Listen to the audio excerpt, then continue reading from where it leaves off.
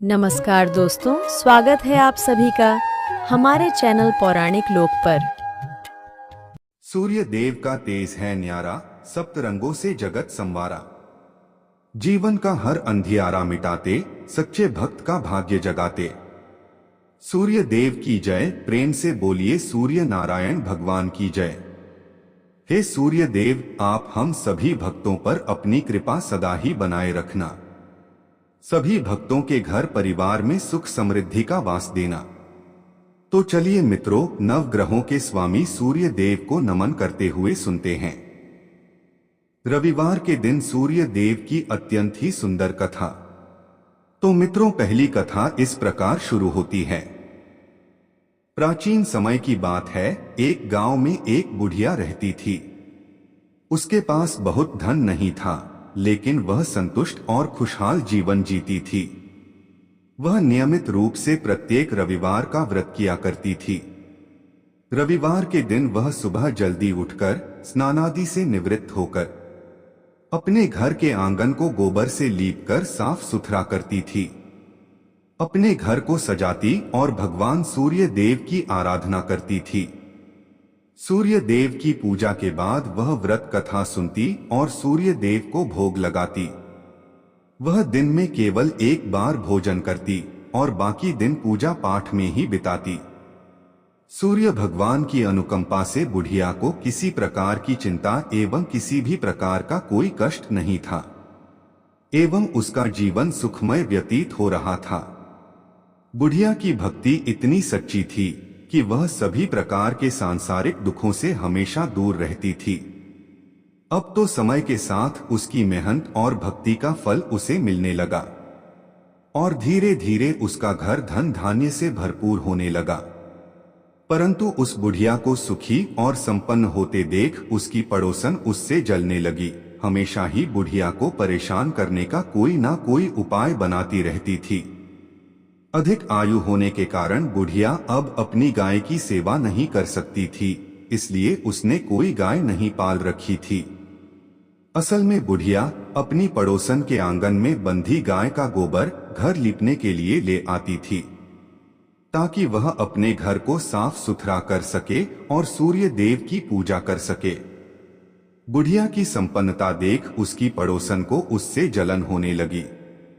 उनकी पड़ोसन को लगता था कि बुढ़िया के पास गाय तो नहीं है, फिर भी वह हर रविवार अपने आंगन को मेरी गाय का गोबर ले जाकर लीपती है।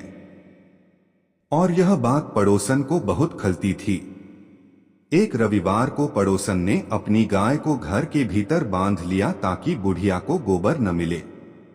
बुढ़िया को इस बात का अंदाजा नहीं था। जब उसने देखा कि गोबर नहीं है तो वह निराश हो गई और अपने आंगन को लीप नहीं पाई। उसने उस दिन सूर्य देव की पूजा नहीं की और भोग भी नहीं लगाया। बुढ़िया पूरे दिन उपवास में रही और भूखी प्यासी सो गई।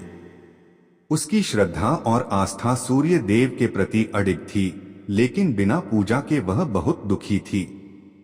प्रातःकाल जब सूर्योदय से पूर्व उस बुढ़िया की आंख खुली तो वह अपने घर के आंगन में सुंदर गाय और बछड़े को देखकर हैरान हो गई।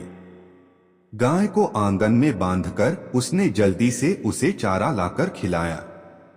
बुढ़िया की पड़ोसन ने उस बुढ़िया के आंगन में बंधी सुंदर गाय और बछड़े को देखा तो वह उससे और अधिक जलने लगी। तभी गाय ने सोने का गोबर किया। गोबर को देखते ही पड़ोसन की आंखें फटी की फटी रह गईं।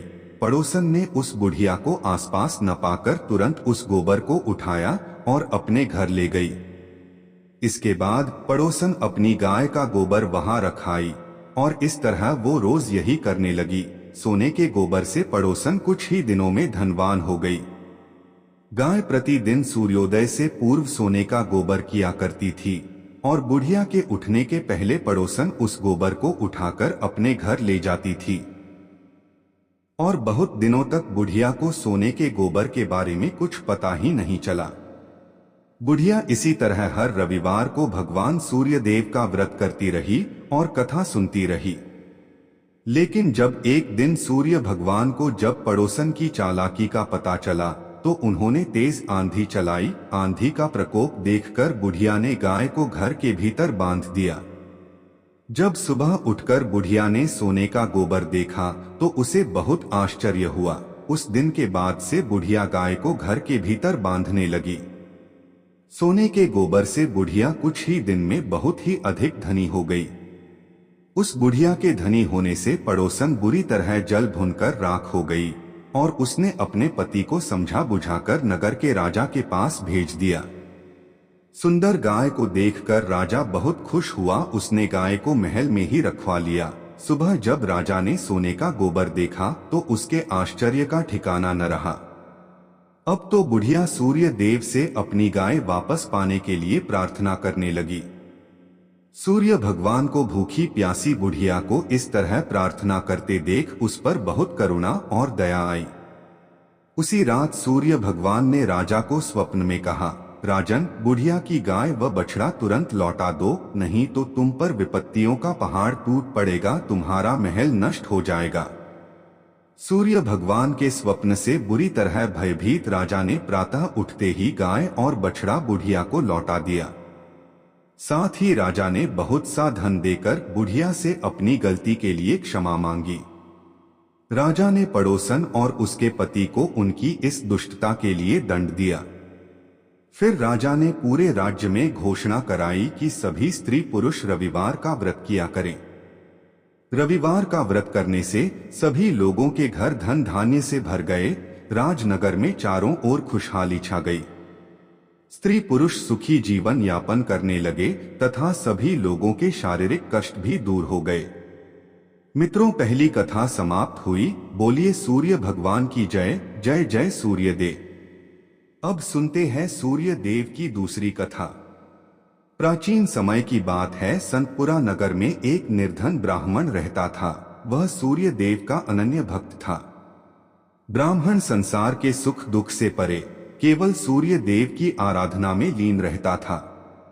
वह हर रोज सुबह सबसे पहले नहाता और सूर्य भगवान की पूजा करता और इसके बाद अन्य काम किया करता था। उसकी भक्ति इतनी गहरी थी कि उसकी सुबह की पहली किरण और शाम की अंतिम पूजा सूर्य भगवान को समर्पित होती थी। लेकिन भक्ति के इस मार्ग ने उसे संसार के कठोर सत्य गरीबी से दूर नहीं किया। उसकी झोपड़ी टूटी फूटी थी और पेट भरने के लिए घर में एक समय का भोजन भी नहीं हो पाता था। उसकी पत्नी रोज उसे ताने देती कि दिन भर पूजा करते हो लेकिन घर में चूल्हा जलाने को अन्न तक नहीं होता है। भला कहीं भक्ति से पेट भरता तो क्या ही बात होती। ब्राह्मण हर रोज अपनी पत्नी की बातें सुनता लेकिन अपनी भक्ति से डिगता नहीं था। उसके पड़ोसी भी उसे निकम्मा कहकर अपमानित करते थे कि सारा दिन इधर उधर घूमता है जैसे कोई बड़ा तपस्वी हो। अब धीरे धीरे इन तानों और उपेक्षाओं ने उसके मन को गहराई तक आहत करना शुरू कर दिया था। एक दिन उसने निर्णय लिया कि अब इस संसार को छोड़कर केवल सूर्य भगवान की शरण में चला जाऊंगा। इसके लिए ब्राह्मण ने अगली सुबह जल्दी उठकर स्नान किया, पूजा की सामग्री ली और जंगल की ओर चल पड़ा। चलते चलते उसे एक निर्जन स्थान मिला जहां एक सूखा हुआ पीपल का पेड़ और एक लगभग सूखा हुआ तालाब था। ब्राह्मण ने सोचा, यही स्थान मेरी भक्ति के लिए उपयुक्त है। उसने पीपल के नीचे बैठकर सूर्य भगवान की आराधना शुरू की। पूजा समाप्त होने पर उसने तालाब से थोड़ा सा पानी लिया और सूर्य भगवान को अर्घ्य दिया। जैसे ही पानी बहकर पीपल की जड़ों और तालाब में पहुंचा, एक अद्भुत चमत्कार हुआ। सूखा हुआ पीपल हरा भरा हो गया, उसकी शाखाएं हरी भरी पत्तियों से भर गईं। वहीं तालाब स्वच्छ जल से भर गया। जब ब्राह्मण ने सूर्य देव की आवाज सुनी तो वह घबरा गया और सोचने लगा कि इस पीपल में कोई भूत रहता है, जरूर वही मुझे आवाज दे रहा है। और ब्राह्मण बिना कुछ कहे वहां से लौट गया। अब तो हर रोज जब ब्राह्मण पूजा करता तभी उस तालाब से आवाज आने लगती। रोज यह सुन सुनकर वो चिंतित होकर दुबला होने लगा। ब्राह्मण की पत्नी कभी कभी उससे मिलने जंगल में जाती थी। एक दिन उसने अपने पति से पूछा, आप दिन पर दिन दुबले हुए जा रहे हैं। उसने अपनी पत्नी को सारी घटना कह सुनाई। उसकी पत्नी, जो सामान्यतः उसे ताने देती थी, इस बार अपने पति की बात सुनकर गंभीर हो गई। उसने कहा, यह कोई भूत प्रेत नहीं है, यह स्वयं सूर्य भगवान हैं, जो तुम्हारी भक्ति से प्रसन्न होकर तुम्हें वरदान देना चाहते हैं। ब्राह्मण ने चिंतित होकर पूछा, लेकिन मैं उनसे क्या मांगू? मेरी मांग छोटी हो तो जीवन भर पछतावा रहेगा, और अगर मैं कुछ भूल गया तो? पत्नी ने मुस्कुराते हुए कहा, तुम्हें उनसे यह मांगनी चाहिए कि नौखंड के महल में सोने के पालने में अपने पोते को झूलते हुए अपनी आंखों से देख सको। इससे तुम्हें धन, संतान, सुख और दीर्घायु सब कुछ मिल जाएगा। अगले दिन ब्राह्मण ने उसी स्थान पर जाकर सूर्य भगवान की पूजा की। पूजा के अंत में सूर्य भगवान फिर प्रकट हुए और बोले, हे ब्राह्मण, अब बोलो तुम्हारी क्या इच्छा है? ब्राह्मण ने साहस बटोरकर वही शब्द कहे जो उसकी पत्नी ने सिखाए थे। सूर्य भगवान मुस्कुराए और बोले, तथास्तु, तुम्हारी मनोकामना पूरी होगी। जब ब्राह्मण घर लौटा तो उसने देखा कि उसकी टूटी फूटी झोपड़ी की जगह एक विशाल और भव्य महल खड़ा था। महल के चारों ओर दास दासियां कार्य कर रही थीं। अंदर से उसकी पत्नी सुंदर वस्त्रों और आभूषणों से सजी हुई बाहर आई और बोली, स्वामी, यह सब आपकी भक्ति का फल है। सूर्य भगवान ने आपकी मनोकामना पूरी कर दी। ब्राह्मण ने विस्मित होकर पूछा, इतना धन लेकर हम करेंगे क्या? पत्नी ने उत्तर दिया, हम इसे धर्म और परोपकार के कार्य में लगाएंगे। यज्ञ, हवन और दान पुण्य से ही इस धन का सही उपयोग होगा। और इस प्रकार से ब्राह्मण की ख्याति शीघ्र ही नगर भर में फैल गई। जब राजा को इस बात का पता चला तो उसने ब्राह्मण को अपने दरबार में बुलाया और पूछा, कल तक तो तुम्हारे पास खाने को अन्न नहीं था, आज यह वैभव कहां से आ गया? क्या तुमने चोरी की है? डर के कारण ब्राह्मण ने पूरी घटना विस्तार से राजा को बताई। राजा ने कहा, क्या सूर्य देव मेरी मनोकामना भी पूरी करेंगे? मेरे पास सब कुछ है, परंतु संतान सुख से वंचित हूँ। ब्राह्मण ने राजा को सूर्य भगवान की आराधना की विधि बताई और राजा ने पूरे नियम और श्रद्धा से सूर्य भगवान की पूजा की। कुछ ही समय बाद सूर्य भगवान ने राजा को एक तेजस्वी पुत्र का आशीर्वाद दिया और इस प्रकार से सभी लोग सुखपूर्वक जीवन व्यतीत करने लगे। मित्रों, इस कथा से हमें यह सीख मिलती है कि सच्ची भक्ति में अद्भुत शक्ति होती है। भक्ति का मार्ग कठिन अवश्य है, परंतु यदि श्रद्धा और समर्पण सच्चा हो तो ईश्वर की कृपा से असंभव भी संभव हो सकता है। ब्राह्मण की निष्ठा और विश्वास ने न केवल उसे सुख समृद्धि प्रदान की, बल्कि संसार को यह संदेश भी दिया कि धर्म और परोपकार से ही सच्चा जीवन संभव है। कथा समाप्त हुई। बोलिए मित्रों, सूर्य नारायण भगवान की जय। अब सुनते हैं अंतिम कथा। एक समय की बात है जब सूर्य नारायण भगवान अपनी पत्नी रानी संज्ञा के साथ सुखमय जीवन बिता रहे थे।